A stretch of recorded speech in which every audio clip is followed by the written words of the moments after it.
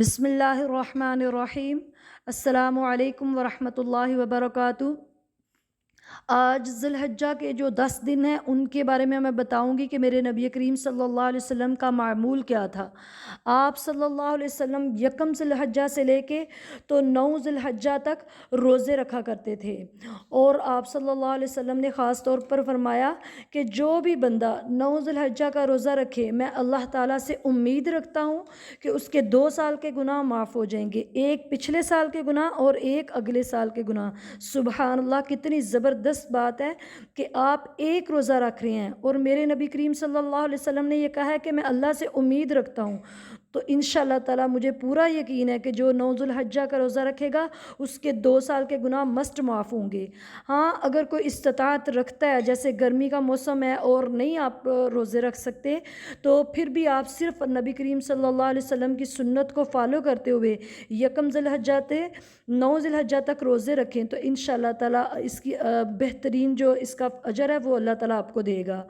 تو دوسرا یہ تھا کہ آپ صلی اللہ علیہ وسلم نے فرمایا کہ ان دنوں میں خاص طور پر آپ اگر کیا کہتے ہیں کہ زیادہ سے زیادہ اللہ کا ذکر کریں۔ اللہ تعالیٰ کو جو سب سے محبوب ترین عمل ہے ان دنوں میں وہ ہے اللہ کا ذکر کرنا۔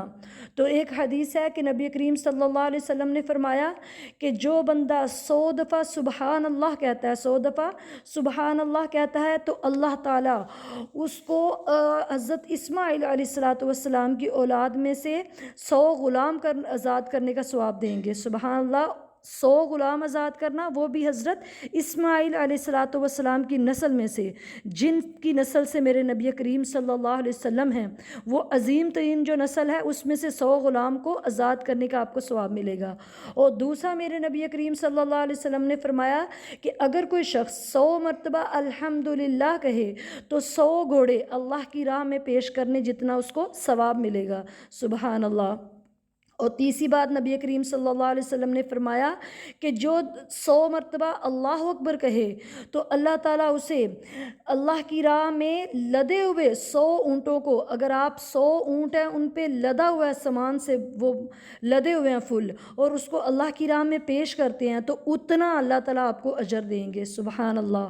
اور پھر میرے نبی کریم صلی اللہ علیہ وسلم نے فرمایا کہ اگر کوئی 100 مرتبہ لا الہ الا اللہ کہتا ہے تو اللہ تعالیٰ اس کے لیے زمین و آسمان کا خلا جو ہے وہ اس کے لیے نیکیوں کا بھر دیتے ہیں۔ سبحان اللہ۔ دیکھیں کتنا چھوٹا سا عمل ہے، اور اللہ اپنے بندوں سے کتنا پیار کرتا ہے کہ اللہ تعالیٰ فرماتے ہیں کہ اے میرے بندے، تو تھوڑی سی محنت تو کر، انشاءاللہ میں جنت کے تیرے لیے راستے کھولتا جاؤں گا۔ تو آپ دیکھیں سبحان اللہ کہنے کا اتنا اجر کیوں ہے؟ کیونکہ جب بندہ سبحان اللہ کہے تو اس کے مائنڈ میں یہ چیز ہونی چاہیے کہ سبحان اللہ کا مطلب ہے کہ میرا اللہ ہر عیب سے پاک ہے۔ اب جب ہمارے مائنڈ میں اس کا ساتھ یہ چلتا ہوگا کہ اللہ ہر عیب سے پاک ہے، اسی لیے تو اس کی اتنی فضیلت ہے کہ اللہ کے علاوہ کوئی ایسی ذات نہیں کہ جو عیبوں سے پاک ہو، لیکن میرا اللہ سبحان اللہ وہ ہر عیب سے پاک ہے۔ آگے بندہ کہتا ہے الحمدللہ جب پڑھے تو اس کے مائنڈ میں یہ چیز ہونی چاہیے کہ تمام تعریفیں اس اللہ کے لیے ہیں، کیونکہ سبحان اللہ جو ہر عیب سے پاک ہے، تعریفیں بھی تمام اس کے لیے ہیں۔ تو عیب سے پاک کون سی ذات ہے؟ اللہ کی۔ اور آگے بندہ جب اللہ اکبر کہتا ہے کہ سارے اختیارات اور ساری قدرتیں میرے اللہ کے پاس ہیں، تو پھر انشاءاللہ تعالیٰ اس کی وجہ سے اس کو 100 اونٹوں کو جو لدے ہوئے سامان کی ہو تو جتنا اجر ملتا ہے اتنا بندہ اجر پائے گا۔ اور پھر لا الہ الا اللہ، اس کا دیکھیں کہ زمین و آسمان میں جتنا خلا ہے وہ سارا اس بندے کے لیے نیکیوں کا بھر جائے گا۔ اور پیچھے میں نے آپ کو بتایا تھا کہ میرے نبی کریم صلی اللہ علیہ وسلم نے فرمایا ہے کہ جو بندہ بھی ان دنوں میں تکبیرات کہتا ہے یا اللہ کا ذکر کرتا ہے تو اس کے لیے بشارت ہے۔ تو صحابہ نے کہا کیا بشارت ہے؟ کیا جنت کی بشارت ہے؟ تو نبی کریم صلی اللہ علیہ وسلم نے فرمایا ہاں۔ تو لہٰذا میرے پیارے مسلمانوں، آپ کو چاہیے کہ زیادہ سے زیادہ ہم انشاءاللہ تسبیحات کریں، تکبیرات کریں، تحلیل پڑھیں، اور پھر سبحان اللہ، الحمدللہ، اللہ اکبر، لا الہ الا اللہ کا ذکر زیادہ سے زیادہ کریں۔ تاکہ اللہ تعالی ہمیں اپنے خاص الخاص بندوں میں شامل کر لے۔ اور پھر ایک اور مقام پر ذکر ہے کہ حضرت عمر رضی اللہ تعالیٰ عنہ ان دنوں میں منا میں اپنے خیمے میں ہوتے اور اتنی اونچی آواز سے تکبیرات کہتے آپ صلی اللہ علیہ وسلم کہ یہ آواز مسجد تک جاتی، اور مسجد کے لوگ پھر ان کی آواز سن کے تکبیرات اتنی اونچی آواز سے شروع کر دیتے کہ بازار تک آواز جاتی، اور بازار کے لوگ جو ہیں وہ بھی پھر اتنی اونچی آواز سے تکبیرات کہنا شروع کر دیتے، یہاں تک کہ منا جو ہے وہ تکبیرات سے گونج اٹھتا۔ سبحان اللہ۔ اور تکبیرات کے الفاظ کیا ہوتے کہ اللہ اکبر لا الہ الا اللہ واللہ اکبر وللہ الحمد۔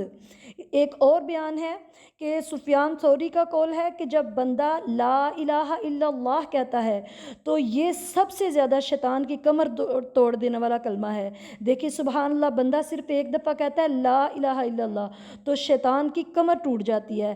تو جتنا کثرت سے انشاءاللہ ہم اس کو پڑھیں گے اتنی زیادہ جو ہے شیطان کی کمر کو بار بار ہم توڑیں گے۔ تو یہ آپ لازماً عمل کریں، زیادہ سے زیادہ ان کو فالو کریں، زیادہ سے زیادہ زبان کو اللہ کے ذکر سے ان دنوں میں تر رکھیں۔ یہ بہت قیمتی ترین دن ہے، کوئی پتہ نہیں کہ اگلے سال ہماری زندگی میں یہ دن ہمیں ملنے ہیں کہ نہیں۔